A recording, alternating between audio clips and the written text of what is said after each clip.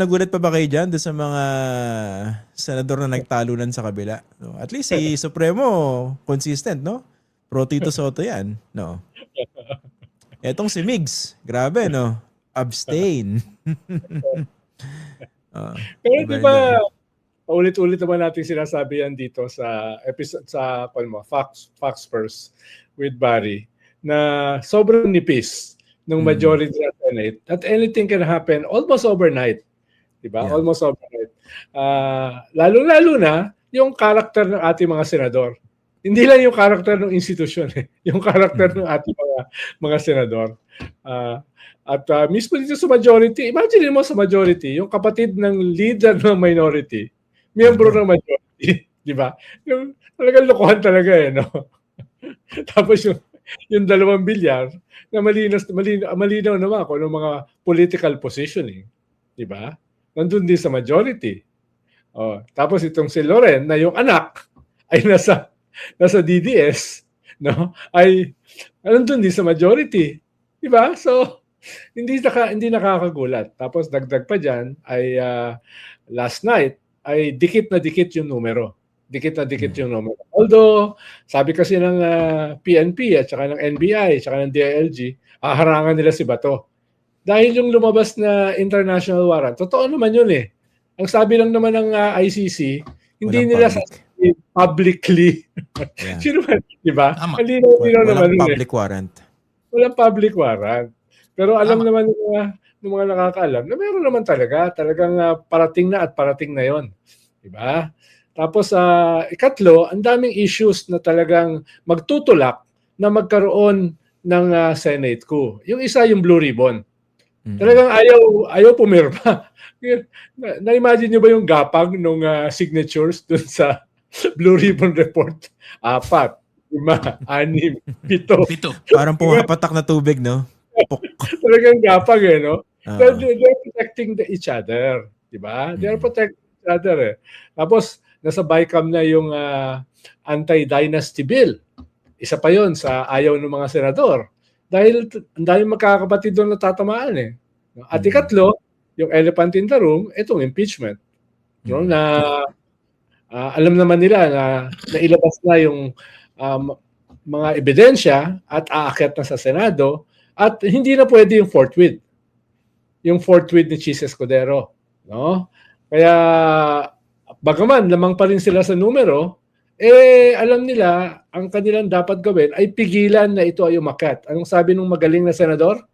I-reject nila pag-akyat sa kanila bukas. Sino doon? Ang daming magaling doon Sino doon? Well, yung si Idol na Robin Hood. Tapos ang sabi nga ngayon ay Senate President Alan Peter Cayetano, ay kukonsultahin pa nila ang kanilang mga abogado. Hindi ko alam kung kasama ron si Barry. No? Kukonsultahin pa nila ang kanilang mga abogado para tignan kung anong gagawin sa impeachment na aakyat sa Senado. Parang gusto kong lagyan ng interpretasyon yung sinabi ni Alan Peter na sinabi nyo. Kukonsultahin yung abogado, parang ang dating nun, kukonsultahin namin sila kung paano hanapan ng butas para hindi mag-convene ng Senado bilang isang impeachment court at para hindi magkaroon ng trial. Go ahead, Attorney Barry. Hindi, sasabihin ko lang sana, maski siguro ako na lang yung huling abogado sa balat ng lupa, hindi pa rin ako kukunin ng Senate majority, ng bagong Senate majority. Pero ito kayo nakakatawa, no? Parang bastusan kasi Meron pa sinabi to si Alan Peter Cayetano na yung pagpapalit ng liderato, walang kinalaman dito sa impeachment. Hindi naman tayo katalinuhan, bukod kay Attorney Barry na Philippine Science. Pero wag naman, masyado naman insulto sa kakarampot na katalinuhan natin yun Parang umabot na tayo sa punto na pakapala na lang ng mukha Alam mo ba yun? Yung hindi semblance, wag na kayo semblance kahit na anumang pagkapakitang tao pa na may dignidad itong mga senador na to, wala na. Pakapala na lang ng mukha. Nung nakita ko si Senator Bato de Rosa nagkakandara pa umaakit ng hagdanan sa Senado, para sa akin, yun na ang literal na image, diba? Na diba? Diba? Gusto ko lang dagdag sa sinabi kasi kanina ni Sen Edu ang dami mong baliktad, 4. Pero sa kabila nung bumaligtad na yun, kinailangan pa nilang magpakita si Bato de la Rosa. Ayun, grabe. Nada papatuloy. Sugatan pa, galit na galit. Nasugatan yung dali. Tinulak. Mali yung sabi niya, ha? Sabi niya, wrestling ako ng mga NBI. Hindi wrestling yun eh. Parang track and field yata yun eh. Diba? Bulan eh. Diba? Talaga na-reduce yung Senado sa ganun, di ba? Tsaka Diba parang umabot sa ganun eh. di ba minsan siguro dahil may standard ba kahit papano. Parang wala kang dignidad no? Pagkatapos mo sabihin na, go ahead, make my day. Ikaw, Trillanes, samahan mo pa sila. Tapos magkakandara pa sa pagtakas.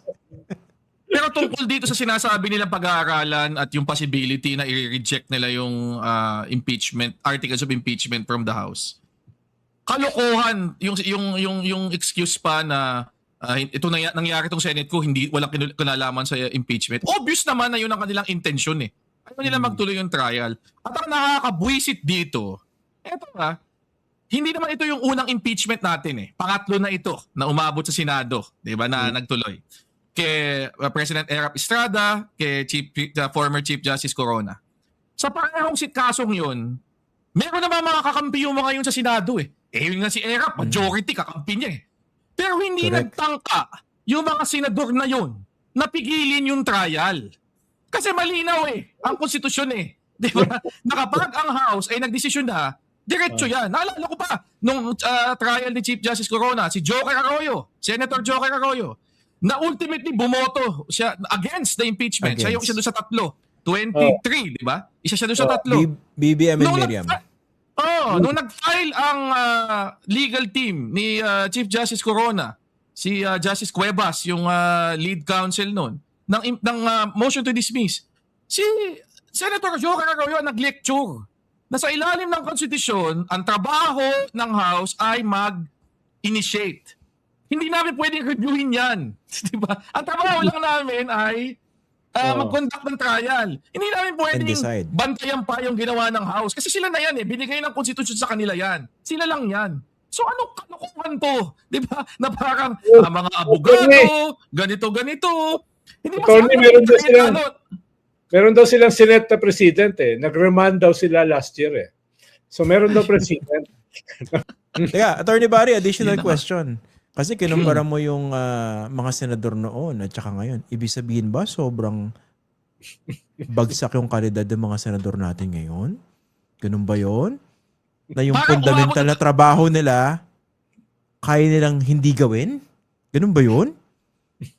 Pakakapala na ng buka eh. Mukhang yun na yung yun na yung order of the day eh. Ngayon lang ako nakakita na yung pag-court ng constitutional crisis at dahil hindi sa pagsunod sa konstitusyon ay naging bahagi na ng political toolkit, di ba, ng mga senador para protektahan yung isang kaalyado nila. Kahit paano naman dati, meron pang konting sabihin natin superficial, pero may konting hiya pa eh. Na, di ba? Sumunod naman tayo kahit paano. Ito, lokohan na lang eh. Di ba? Wala na lang ng mukha eh. Ito, binagsak mo na rin standard mo. Talagang ganun pa rin. Na-disappoint ka pa rin. Kung ba, naghukay ka na, nilibing mo na yung standard mo, na-disappoint ka pa rin. Ganun kalalim at kababa. Hindi. Sobrang galing ng magiging bagong Blue Ribbon uli. Kukunin ng state witness sa mga diskaya. Di ba? Grabe, no? Kumabi kayo lahat. Ito yung tunay na Blue Ribbon Committee Chair. Ito pa, bago yan. Ito kasi, Sen. Edo tsaka Attorney Barry. Pag-usapan natin two possibilities kasi yung isa, talagang harangin yung pag-convene ng Senado bilang isang impeachment court. Garapal. Number two, isang option, hindi mag-trial, pero alam na nila yung outcome. Hindi ba? Ano sa tingin niyo yung mas likely na gagawin nila doon? Ako, mas matatanggap ko pa yun basta mag-trial eh. Pero tingin ko, ang agenda talaga, huwag magkaroon ng trial. Kasi sa kabila ng lahat ng mga yabang nung kampo ni VP Sara Duterte na bring it on, bloodbath, etchos, di ba? Lahat ng ginawa nila sa mga nakaraang taon, lahat nakatutok sa pagpigil ng trial eh. Maski itong last ditch effort nila na nag-announce ang PDP laban nung isang araw, di ba, na Lahat ng Marriage. boboto sa impeachment ay iba-blacklist namin. Kahit na dalawa lang naman ang member ng PDP laban sa House of Natawa ako dun sa Representatives. blacklist na yon. Seryoso. Sabi ko, ano ngayon? Di ba? At yung isa pa doon kapatid nung di ba? At para sa at obviously walang epekto dahil mas mataas pa ang boto ng impeachment kayo sa last year, di ba? 257 ngayon eh. 215 lang last year. So ang punto doon, obviously lahat ginagawa nila, lahat sinusubukan nila para pigilan itong impeachment. So, di ba ngayong nakaupo na ang mga alyado niya sa dating minority, sa leadership ng Senado, mahihiya pa ba yung mga yan? Wala na. Kung ikaw ay nagkandara na sa hagdanan para makaboto ka sa buwisit na yan, wala lang hiya. Labas na, matagal lang naiwan ang hiya. Kung baka sa highway, 5 kilometro pa yung, 5 kilometro na sa likod natin yung hiya. Wala na. Kukonsultahin daw mga abogado. Kukonsultahin daw no? Kung pwedeng i-reject ng Senado. Di ba? Pipigilan nila para umakyat sa Senado. Bakit? Dalawa. Una, baka kahit man lang 10% ng ebidensya lumabas, damaging Kahit 10% lang, di ba? Kahit hindi na yung talagang karamihan ng ebidensya, i-block nila, i-block. Kahit 10% lang ang lumabas doon sa Senado as a trial court, very damaging. Very damaging. Ikalawa, dahil sobra kayong bilib sa integridad ng ating mga senador, habang nangyayari yung trial, meron niyang mga kumakausap. Meron diyang nagne-negotiate. Kung magbago boto, magbago boto, di ba? Mahirap na. Risky. Damocles swords sa ulo nila ay medyo hinahasa during the trial. During the trial, hinahasa yung Damocles swords. ICC, 2, 4, yung mga Blood control.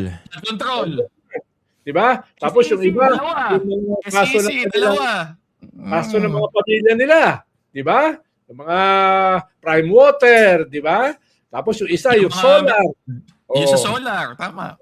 Diba? So, habang nagtatrial, kahit nakaporma itong bagong majority, no? May mga may mga skeletons in the closet na nangangamoy. Tapos may mga Damocles swords na nakapatong sa mga ulo. Hahasain yun habang nagtatrial. So, hanggat maaari, huwag magsimula. Huwag magsimula. Tsaka, going by yung naging mga sagot so far mula sa kampo ni VP Sara, pagkatapos ng kung ano-anong lumabas dun sa 3 hearing ng House, mukhang walang maisagot na matino. Sa totoo lang Wala Di ba?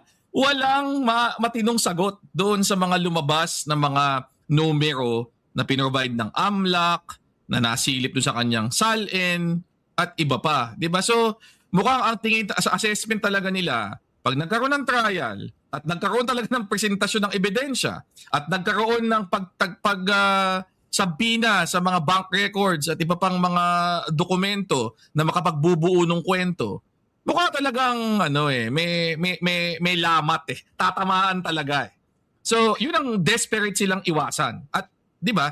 Ginawa na nila lahat Nag-Supreme Court, nag-RTC, nanakot sa PDP laban, nag-announce na tatakbong presidente ng maaga. Ito ngayon. Most effective. Ano yung most effective? Release the Kraken. Release pa to. Nagkandara pa. Yan ang crucial. Ano pa? Imagine mo kung nahulog yun, tapos nabalian na leeg. Di isisisi pa. Ano kaya isisisi yun? Diba? Kaya tingnan mo, halimbawa, Barry, Christian, itong Justice Committee, napaka-compelling, kahit limitado, yung ebidensyang lumabas. Na mismo yung mga congressman, na alam din naman natin may mga pressure, alam din naman natin may mga skeletons, ay kinakailangan bumoto. Di ba?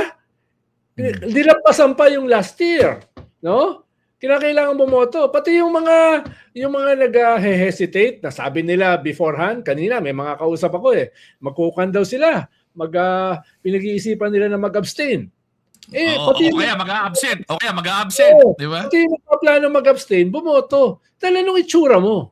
With all this evidence, kahit partial pa lang, tapos boboto ka not to impeach, anong itsura mo sa constituency mo? Pero ang dami mga taga Mindanao bumoto. Impeach. Mindanao, na siyempre, kinakabahan yan. Kinakabahan yan dahil ang taas ni Sara doon. Pero in spite of that, no, nag-level up sila. Kaya give credit where credit is due, di ba? Kahit ayaw ni Ian sa Kongreso, medyo ko naman. Medyo palakpakan naman natin. Oo, di ba? Palakpakan naman natin. Tapos itong Senado, isumpa naman natin. Di ba? Isumpa naman natin. Dahil ang pinaka-casualty dito sa kuna ito, is the Senate as an institution. No? Winawasak ni Ambassador of Jesus Christ itong sarili niyang institusyon.